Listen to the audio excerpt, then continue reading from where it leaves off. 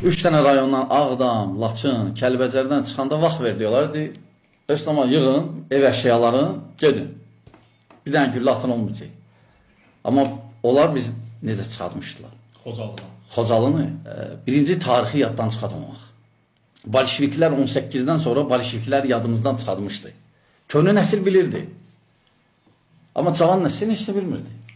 Unutmuşdular, unutturmuşdular. Gərək unutmayaq bunu.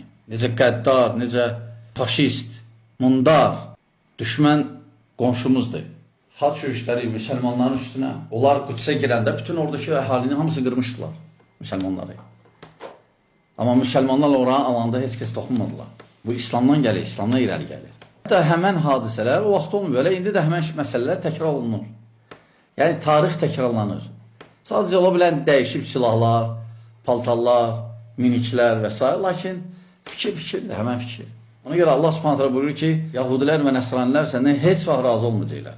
Nə vaxt razı olarlar? Hətta təttəbiyə millətəhum.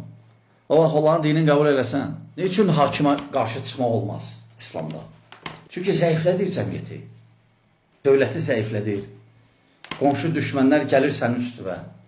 Xocalı və ondan qabaq Libiyaya fikir versin.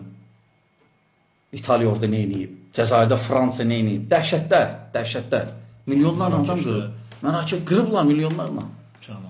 Müsəlmanları qırıblar. Biz onları milyonlarla qırmamışıq. Əksinə, bizim sərkərdə, müsəlman sərkəndəsi, hücumdan qabaq əskərlərinə dönüb deyir ki, İslamdadır bu.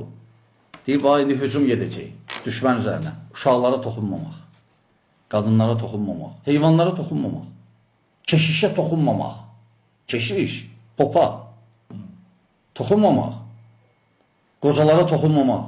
Fikirləsən görəcə adil dindir. Belə hadisələr üzülmək lazım deyil, əksinə dərs olmalıdır, möhkəmlənmək lazımdır belə hadisələrdə və bunu tövsiyə edirəm. Allah Subhanahu bizə işin faydalardan etsin. Vəssalamu aleykum və rəhmətullah.